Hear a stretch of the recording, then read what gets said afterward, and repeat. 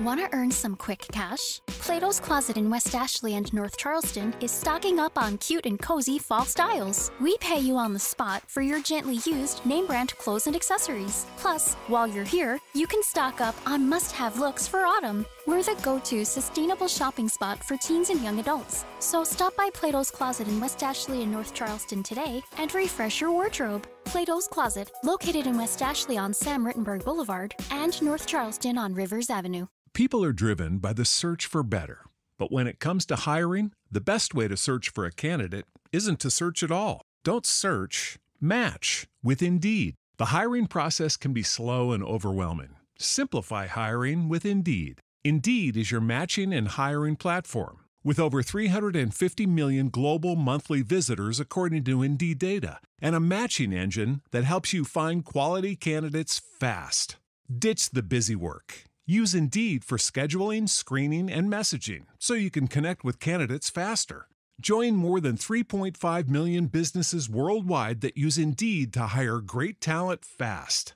Listeners of this show will get a $75 sponsored job credit to get your jobs more visibility at Indeed.com/PODKATZ12. That's Indeed.com/PODKATZ12. Terms and conditions apply. You're listening to the Archaeology Podcast Network. You have my sword. And you have my bow. And my trowel. Hi, you're listening to episode 27 of And My Trowel, where we look at the fantastic side of archaeology and the archaeological side of fantasy. I'm Ash. And I'm Tilly. So today, Tilly, our quest is quite a fraught one. Oh no, I don't like the sound of that. Neither do I, but unfortunately the balance of the realms is in our hands today. I know. No pressure. I know, right? I received a parchment from the wizards again. Not those fireball geezers. What do they want now? They want us to find the chosen one. Sorry, the chosen one? Wait, you mean like the secret heir, the one who will restore balance to the world? Exactly that one, yeah. Well, sounds easy. Shall we get lunch on the way? Wait, hang on. Wait, you don't sound particularly worried about this. Why would I? Come on, it's hardly going to be difficult. There's at least one new chosen one every other month around here. All we need to do is go out, spot the big, brooding, reluctant hero who happens to be carrying around a great gleaming sword or something. We'll start at the Prancing Pony Inn, grab some lunch, bish bash bosh, we found a chosen one. Did the mages say anything about what they look like? I don't think we'll find them in a pub, Tilly. They're apparently a child. Oh, right. Well, okay. All right, so how do we go about finding this chosen one kid? Well, that's the question, right? Yeah. How do we usually recognise children in the archaeological record? Oh, gosh. Or not even the archaeological record. How do you even recognise children in the fantastical record? Because they're also not that common, really. Yeah, well, that's a good point, Tilly. So what fantasy books have you read that feature the concept of the chosen one, but particularly a child as a chosen one? Well, I mean, I guess, to be honest, the first one that springs to mind is, of course, Harry Potter, because he is called the chosen one, and he is a baby when he's chosen. But then the whole point is that it's like, as he grows up, he then sort of, well, spoiler alert for anyone who hasn't read it, it's as he grows up that he decides whether or not he becomes the chosen one. So actually he didn't need to have been the chosen one, it turns out, all along, which I thought was quite hilarious. But anyway. It also, that subverts the trope of the chosen one, because usually they don't have a choice. Yes. Like they are that and that is it. Yeah. That's their destiny. Yeah. Yeah, which is somewhat disappointing. I'm trying to think what other, I don't think I actually read that many books where it's the chosen one. Usually the ones that I read have more of a kind of reluctant hero one, but they're not the chosen one necessarily. Although, oh no, but that one's not about a child. I was thinking of, I think I mentioned it in a previous episode, that radio show, which I forgot the name of again, where it's the chosen one and it turns out to be the main character's dog. And get transported to this fantasy universe, and then the dog becomes a person. And that's the one. Oh, I mentioned it in the Dark Lord episode, because there's a Dark Lord in there who's hilarious, and he's played by someone famous who's really good at comedic timing and everything. And anyway, sorry, but not a child. And the whole point is we're trying to do child. Well, no, I mean, that kind of is where it develops, I think. So, like, often the Chosen One narrative happens from birth up until adulthood. Like, it follows their whole life. So they'll have, like, you know, a really underrated birth. They're probably an orphan or some kind of thing like that. Yes, true. And then they're probably an apprentice of some kind, or working in some sort of job that they don't like. Servant, or something. Farm boy. Yeah. I was thinking, farm boy. I've reread Princess Bride recently. Yeah. As you wish. And things like that. And then someone meets them, and then it's usually a wizard or like someone who is some gnarly old figure who's wise and understands this myth or whatever, or has hidden them. A lot of the times that's the case. So you've got like Obi-Wan Kenobi, like Star Wars, exactly. Hagrid and Dumbledore, So someone's hidden them, and they're the hidden heir, and usually the heir to something either amazing or something terrible. Yes, that's the thing. So I was thinking of Percy Jackson and the Olympians. Oh, of course, yeah, that's a good one. Because he's the son of Poseidon. He's hidden. He doesn't know until he, reaches a certain point where he is no longer really considered a child. And that's really interesting, because that's the concept that we're going to kind of focus in a little bit on today, is what is a child, essentially. True. Because actually, like, how do you even... Because, even sticking with fantasy books, I'm just thinking of like young adult fiction and things. And most of the time in those books, the characters are who I would now, as a, 30s, someone in my 30s would just be like, that is a child. But at the time when I was reading them, I was like, yes, this character understands me. I'm an adult and I can go out and do my own thing. And you're like, darling, you're 15 years old. You are not. Daddy, I love him. No, you don't. You're 16, Ariel. Shut up. Exactly. King Triton knew what he was on about. He knew. He was like, you won't love him in like 5 years' time. Trust me, you're going to go through all this faff. He's going to make you cut your legs off. Like, I know. Sacrifices, man. No way. But but then it's like, so indeed, even the concept of what an adult is in fantasy fiction is already, it's so dependent on the perception of the person reading it as well. Yeah, and a lot of fantasy fiction is also set in a medieval-esque world. So usually you have these kind of regimented when you become a man, or when you become a woman, or when you become a adult, in the story and the trope. And it's usually some sort of acceptance of oneself or reaching a certain age. Usually obviously it diverts a bit from the child chosen one, who is like around about, 8, 11 usually. Yeah, but like true. when they're when you go into a young adult fantasy fiction, it's often they're hitting the ages of 16, or they're coming up to 16, or they're coming up to 18, which is usually our modern perception of when someone becomes an adult, then put back into a medieval setting. Yeah. If that makes sense. Which then, is not. Although that's like all of the ones about Romeo and Juliet and things, right? As well. I mean, I know that that's not fantasy really, but like she's basically all these historic novels and everything, and you're like, actually she would have been 13, and it's like, hang on, no, but that's the thing. So we sort of have to detach what adulthood is to us and what is childhood, and we need to look at that in order to find this chosen one.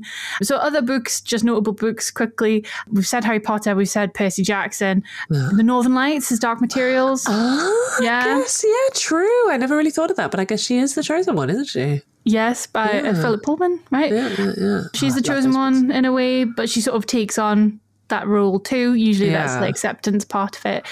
You get the Shannara Chronicles by Terry Brooks. I haven't read that one. I need to read them.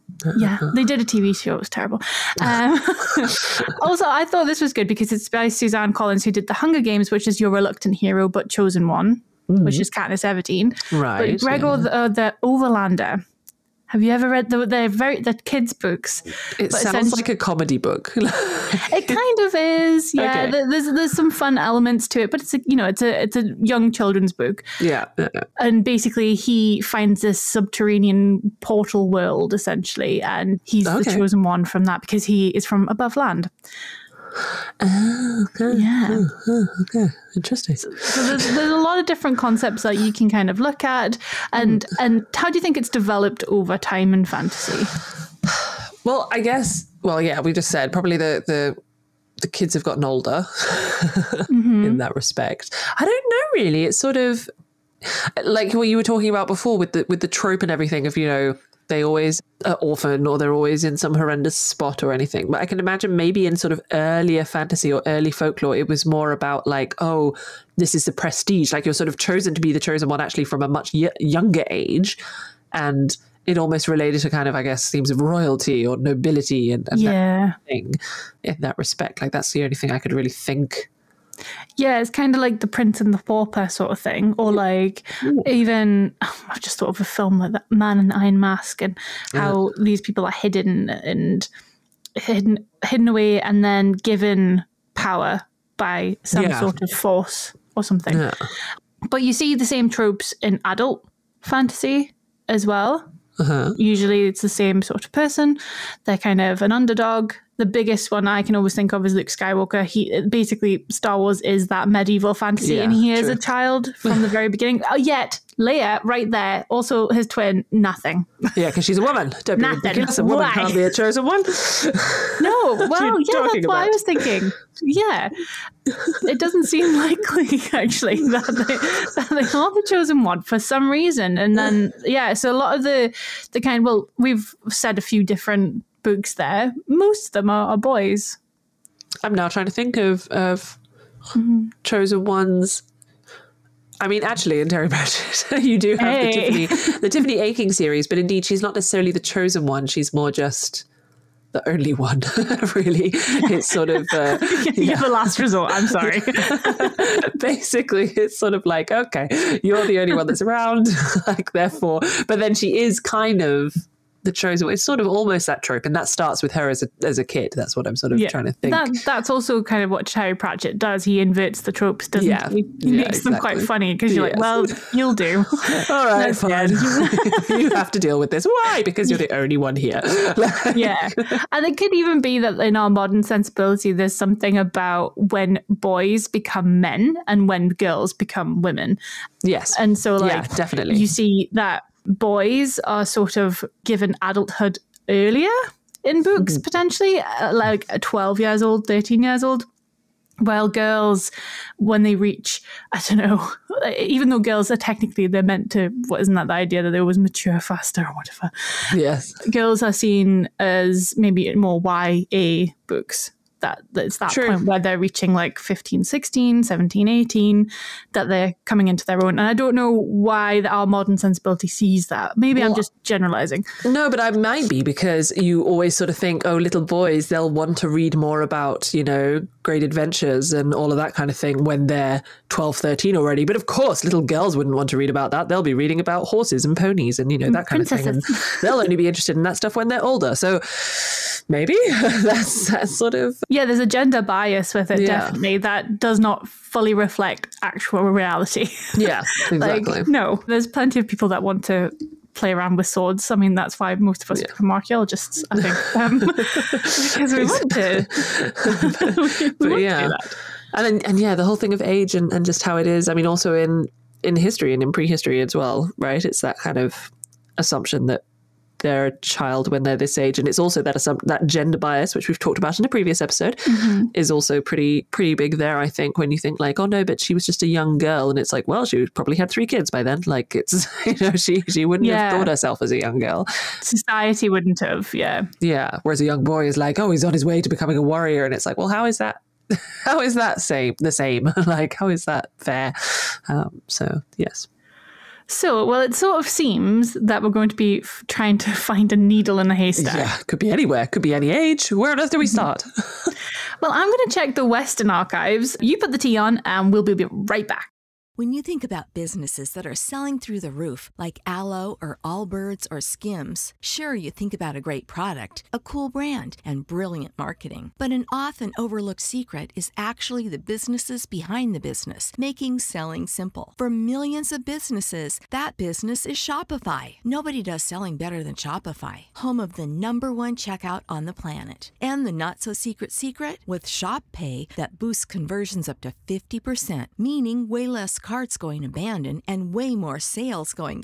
So if you're into growing your business, your commerce platform better be ready to sell whatever your customers are scrolling or strolling on the web, in your store, in their feed, and everywhere in between. Upgrade your business and get the same checkout Skims uses. Sign up for your $1 per month trial period at shopify.com/try, all lowercase. Go to shopify.com/try to upgrade your selling today. Shopify.com/try. Want to earn some quick cash? Plato's Closet in West Ashley and North Charleston is stocking up on cute and cozy fall styles. We pay you on the spot for your gently used name brand clothes and accessories. Plus, while you're here, you can stock up on must-have looks for autumn. We're the go-to sustainable shopping spot for teens and young adults. So stop by Plato's Closet in West Ashley and North Charleston today and refresh your wardrobe. Plato's Closet, located in West Ashley on Sam Rittenberg Boulevard and North Charleston on Rivers Avenue. People are driven by the search for better. But when it comes to hiring, the best way to search for a candidate isn't to search at all. Don't search, match with Indeed. The hiring process can be slow and overwhelming. Simplify hiring with Indeed. Indeed is your matching and hiring platform. With over 350 million global monthly visitors according to Indeed data, and a matching engine that helps you find quality candidates fast. Ditch the busy work. Use Indeed for scheduling, screening, and messaging so you can connect with candidates faster. Join more than 3.5 million businesses worldwide that use Indeed to hire great talent fast. Listeners of this show will get a $75 sponsored job credit to get your jobs more visibility at Indeed.com/PODKATZ12. That's Indeed.com/PODKATZ12. Terms and conditions apply.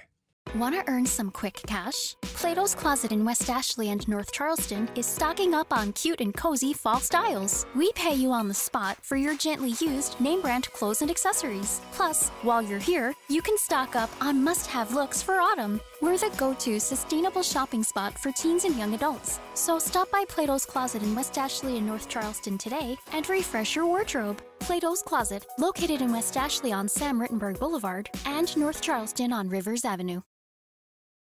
Right. Okay, Tilly. So I was thinking, we're archaeologists, right? Pretty much the concept of this whole show, Ash. Haha, hysterical. Rude. But Tilly, right? I don't think we're thinking like archaeologists. That's why it feels like such an insurmountable task to find the chosen one. So if we think of it like this, right? We know children existed, otherwise we wouldn't be here, right? Yeah. So think of it like 2 episodes ago, okay, when we were talking about gender and feminist archaeology. Think about how that's opened up representation for women in diverse groups. So think of it like this. We know children were a significant part of a human social group. They exist. We know that they lived, they contributed, and were active agents in that past. They had to be. So to ignore them means that we'd be cutting out a huge part of our interpretation of that past. Yeah. So we're basically talking about the archaeology of childhood. Yeah, exactly. And we use that concept to find the chosen one, just like we would in archaeology. Okay, but what exactly does the archaeology of childhood cover, though? That also seems like quite a broad subject. Yeah, it is quite broad. So the archaeology of childhood is pretty much the study of childhood, children, child rearing, and related topics. Yes. Well, that does still seem like quite a broad topic. Yeah, it is. It is, like undeniably is. However, it's really important because, you know, children aren't really included readily in social models like our fictions or even given credit in the archaeological record a lot of the time. Yeah, true. It's always about like adults and society and blah, blah, blah.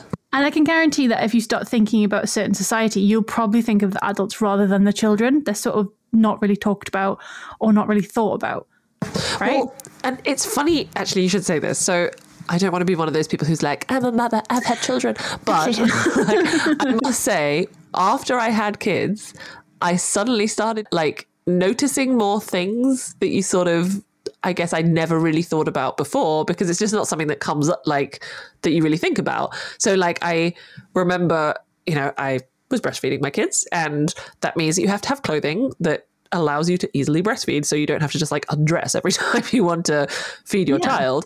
And if you look at like quite a few replicas of prehistoric clothing and things like that, they're always quite like not tight necessarily, but there's a lot of ones where you're like, and I was looking at it going, there's no way you'd be able to breastfeed in that, like, which is just sort of funny. Like, it's not something that I ever thought about before, but then once you have that experience, you're suddenly like, oh, that's something. Yeah.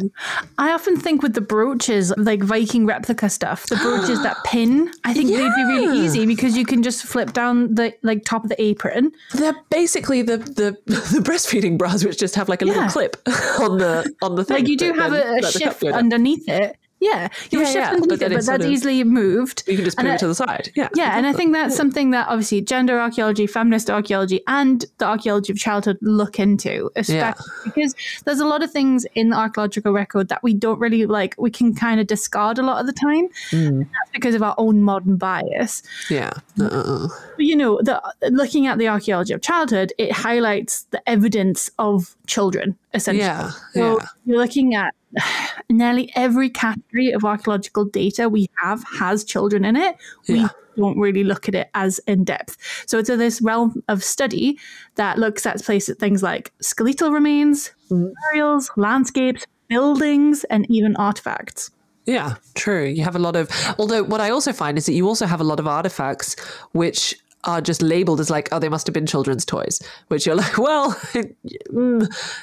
like it's both ways, right? That you have, they're almost seen as like, we're not going to study them in too much detail, but if we need them for something, we're just going to label it as that. It's almost like ritual. It's kind of discarded and there's nothing else to it, but there's so much more to it. And we can talk about that a little bit later as well, because there's this idea of play and creation that goes on, especially in prehistory. So when we're thinking of like the chosen one, something that they would have maybe grown up with, what do they do? What is their, when are they working? When are they children? What activities are they doing right now? What age could they be? And then it relates to how we find them and how we find them in the landscape.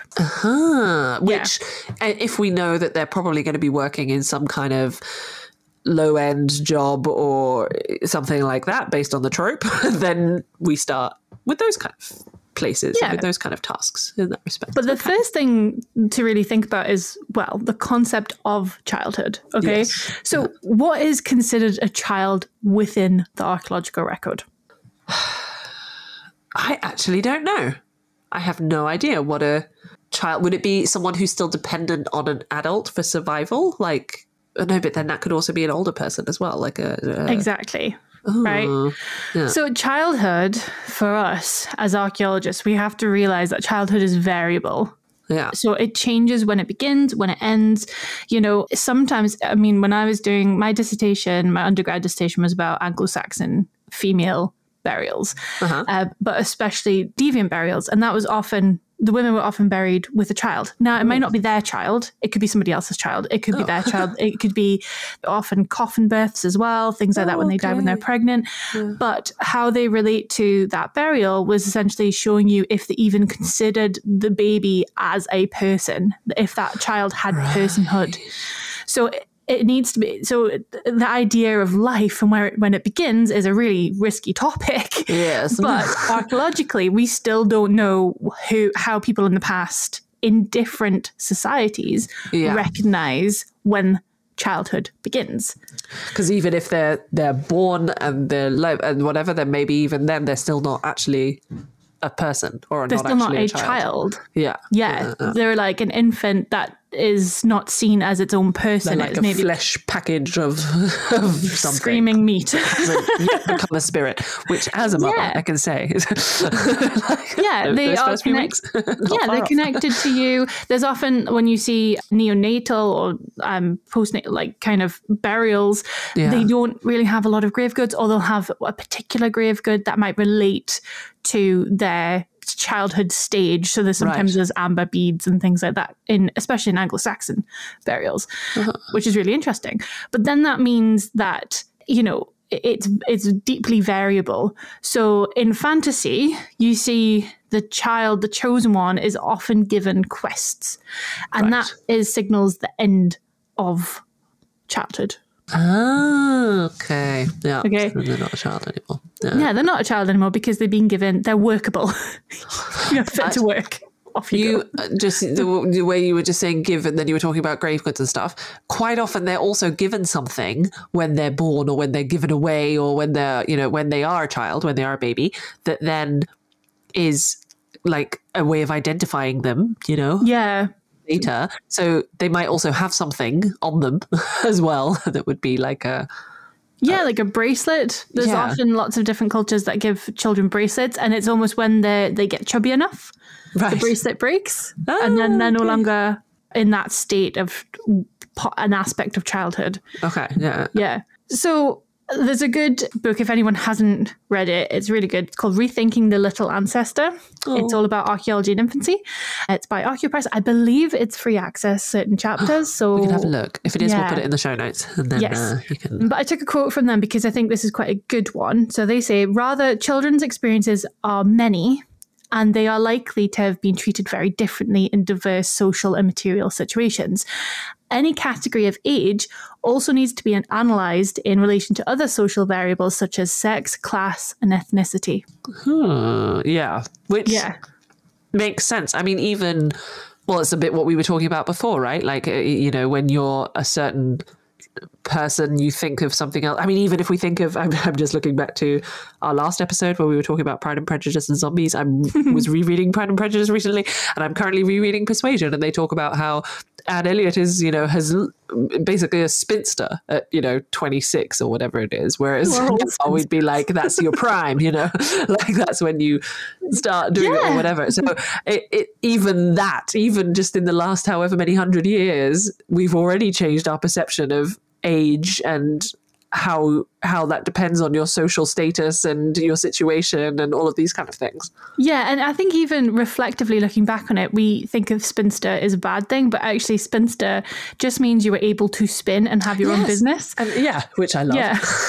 Have your own business, spin, and you're independent. Sounds so ideal. very cool. Yeah. Yeah. But then if we're looking at child burials, children, I've just given away the whole game there. Oh my gosh. Child burials.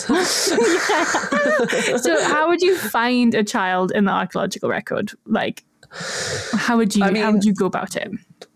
Well, the skeleton, I guess, is the sort of most obvious one, because usually they're, well, but even then, I guess you see how old they are biologically, but then you would still need to know a bit about the social background to determine whether or not that is actually a child, like in the eyes of the society kind of thing.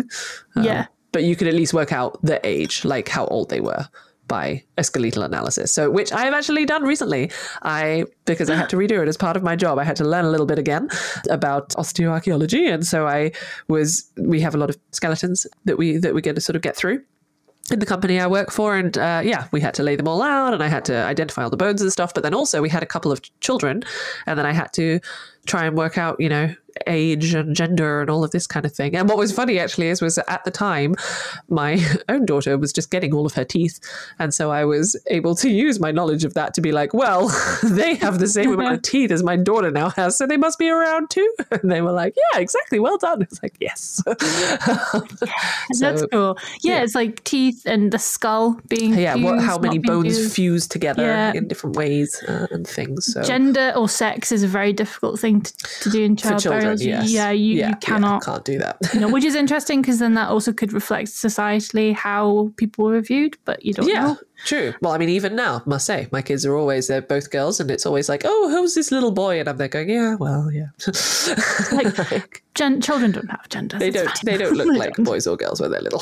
No, they just look like babies. You baby. Yeah, basically. Yeah. You are a baby. You are not a person yet. You are a baby. Can you? Yes, you are a baby. I'm sometimes still a baby. So, can you think of like any like examples of burials that you might know of? And I must admit, I don't really know. Oh, I know that there's sort of a couple of ones. I can't remember specific examples, but I remember ones of from the Neolithic where there was one of a child who was buried on like swan wings, I think. Or something. God, I love that. That's my favourite burial. That's the Fidbeck burial, swan wing burial. That one. I have an embroidery of that. How sad is that? My friend did it. It was beautiful. It was the mother and child, my favourite burial. Oh, okay. Sorry. No doubt. Oh my God, I love dead people. But what is interesting is that I know that when we were excavating somewhere and we found quite a lot of child burials and they were all in this particular place, and the excavation leader said, oh, that must be where must have been where the church wall was then, because they would bury the children's burials closest to the wall so that they would be more protected from the roof. So also location of burial in relation to buildings and things could be. Yeah, that's actually really interesting. The example that I have is similar, but actually it's the Mesolithic burial. Oh, okay. In Skateholm. So essentially the children are buried at there's this huge burial site. There's 2 different phases. And the earlier phases, the children are buried at like under the age of 5 skeletally. They're buried marginally, like at the borders of the 2 main burial sites, which they don't really know why. And then when the next phase happens, they're buried at the other side marginally. Oh, okay. And they're often actually buried with dogs or near dogs and separated entirely from the adult burials. But that was like protection or something. Well, it's interesting because it must be significant and meaningful because, people would be like, oh, well, if we looked at that modern sensibilities, we think, oh, well, they're nothing but dogs. Right. That's not how it seems. In fact, the children's burials and the dog burials are the richest burials in the whole of Spain. Interesting. Yeah, right. So that doesn't mean that children or even dogs were exceptional or alike in life, but that the burial shows certain requirements, special requirements, and then there's some sort of pattern between non-human and human children that have some sort of social identity and status in that burial practice. So interesting. When we can't find the chosen ones skeletally because they're still alive. Hopefully they're still alive, yes. Yeah, they'd be still alive. Can you imagine if we went through all of this and then it turns out? We'll just get the zombies in. True. And then, that'll be fine. Zombie chosen one. Yeah. But that kind of shows you that how childhood is different in the Mesolithic. It's seen differently. Right. And that it might not even be like societally and social identity is all kind of wrapped on it. What's another way you could find children in the archaeological? Well, I guess by like ways, I don't know. This is now me just going into my history with microanalysis and looking at traces of manufacture and things. And I remember that there were some beads that we looked at, and one of the hypotheses was that they had been made by children because they weren't quite as well finished and polished as the previous ones. So but I know that is a massive discussion of the whole like skill in archaeology and everything, and it's sort of almost the easy option to say, oh yeah, but kids must have made it then. But then it's like, well, yeah, there's a lot of discussion about that, I know, in especially prehistory, and sort of children as kind of makers or making things or copying, I guess. So like learning in that respect.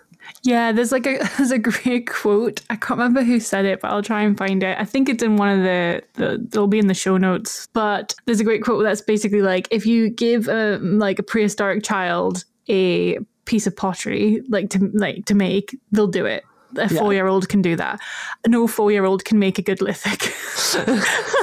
Yeah. And I thought, that's fair. They don't quite have the motor skills to make the lithic, but they could try. And there's that, you're right. There is contention with it. There's definitely but it could be that there's a sort of an apprenticeship or a learning about that. And what's really interesting is sometimes you find especially on pottery, you find very tiny fingerprints, which I really love.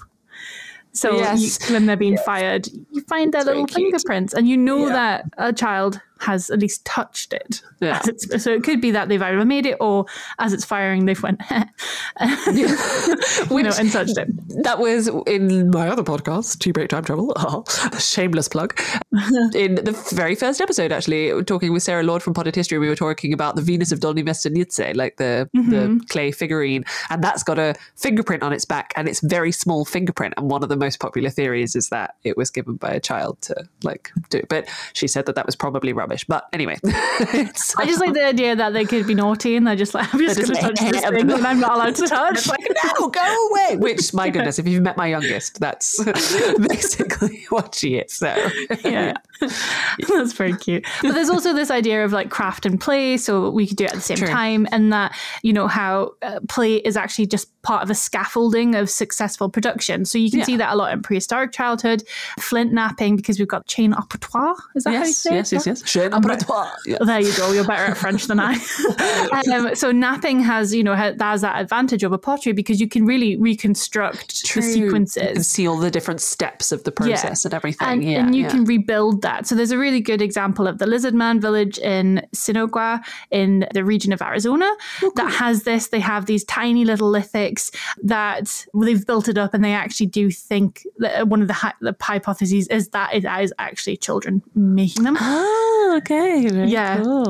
And so there's some cool stuff about that and how we view material culture as being created for and only for by adults rather than children making them for themselves. There's something like that too. So we could really see children as producers in their own right, which would tie into the Chosen One and how they could be an apprentice in some way. So and they'll probably, because they're the Chosen One, they probably will have like wicked skill. So like we need to look out for like a child living in sort of located in a place where they're sort of lower down on the social scale and everything, but potentially creating things in a ridiculously and remarkably skillful way. Yeah, exactly. And that's kind of like, well, they are obviously in different stages of their childhood, but that means that they have, different corporeal, mental, social development, but they're also involved likely in different tasks and spaces and social spheres, not really just relating to adults, but, to children, to each other's children and back and forth as well. Yeah. So if they're in that kind of space, then that will be the first place we should look. Okay. And that also relates to lifeways. So, how people move differently throughout the landscape. So if he's I'm going to say they, because we don't know if he's a girl. True. Not just a female chosen one, yes. They could move differently throughout the landscape, and they could go to certain areas or interact with certain monuments because they're moving around, because they have a job.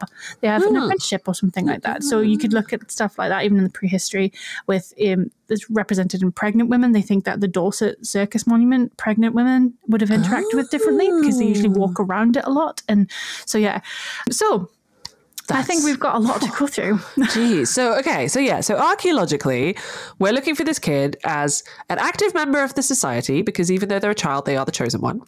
They're maybe an apprentice or a maker. So we also just need to understand how they're perceived as a child in the kind of relevant fantastical society that they are a part of.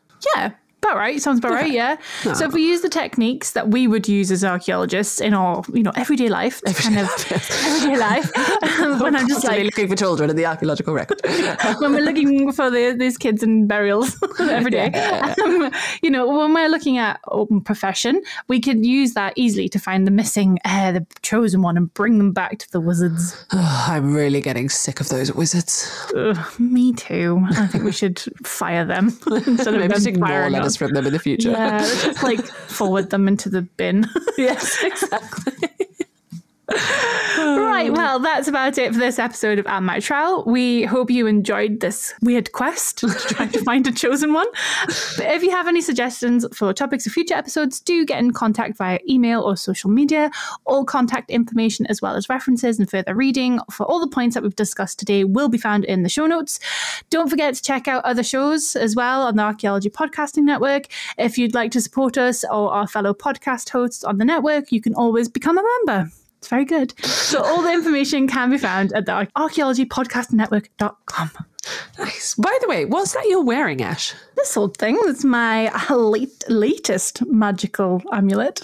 Are you sure it's safe to wear that? Yeah, of course. Like, it doesn't burn. I mean, it slightly burns. But, like, what could possibly go wrong? Okay, wait a minute. Let me just send a pigeon to a friend of mine who knows about these things. It's better to be safe than sorry.